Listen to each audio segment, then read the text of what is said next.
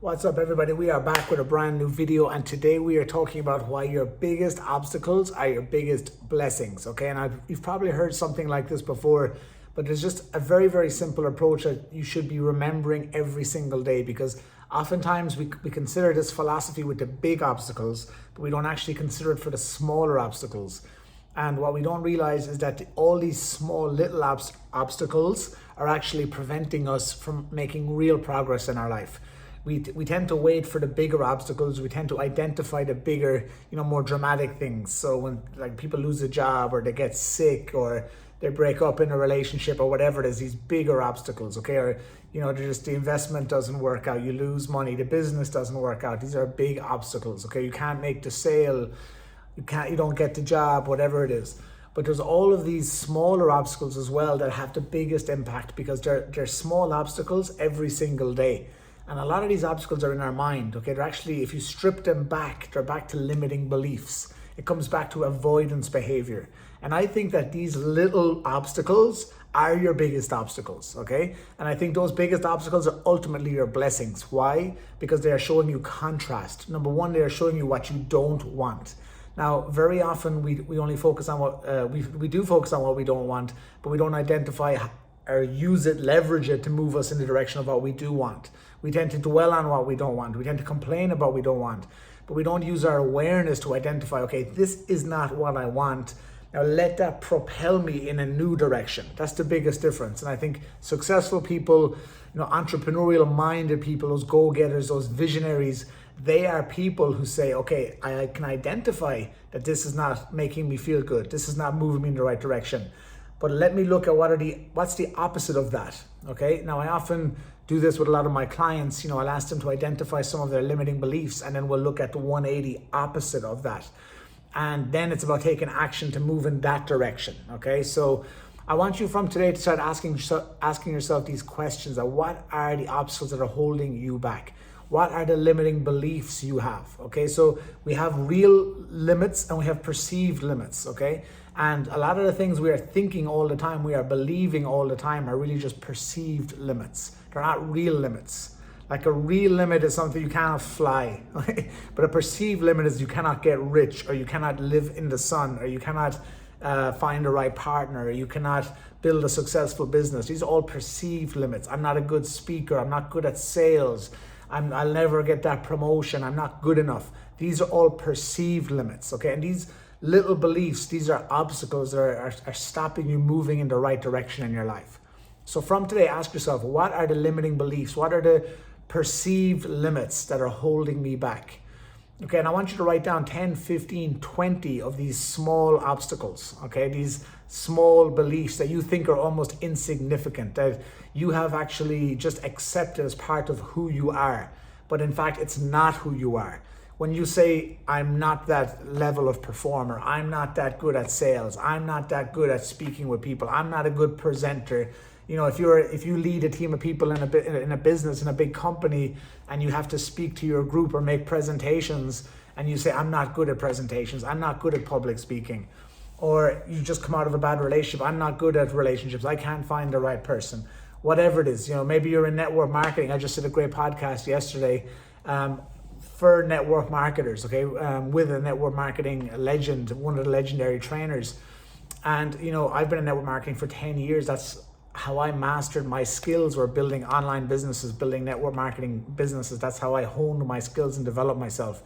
And there's so many limiting beliefs you have to overcome with a business like that. That's why I encourage people to have an online business, have a part-time affiliate marketing or network marketing or some sort of online business where they have to grow as a person. But maybe you have all of these beliefs that are holding you back. Maybe you're in a business like that, you're not having success, you're not growing your team. These are all limiting beliefs, okay? Maybe you want to open a restaurant, but you're afraid, so now is not the right time. Maybe you want to move country. A lot of people now are looking at where they live, how they're handling this situation. Do they want to be there? People are stuck at home. Do I want to live in this country anymore? Do I want to live in this climate? Maybe you don't. So ask yourself, what are the beliefs around those areas that you may be facing? I guarantee you there's something I've mentioned that is relevant to you. And if I haven't, think of what area am I holding myself back in? What area of my life do I want to progress? Do I want to make a change? and then identify all the different beliefs around that. Because those little mini beliefs, those ones that you think are just part of who you are, that's what's holding you back. So the first step is just getting that awareness to ask yourself, what are the beliefs holding me back? The second thing is the awareness to recognize, I can change this.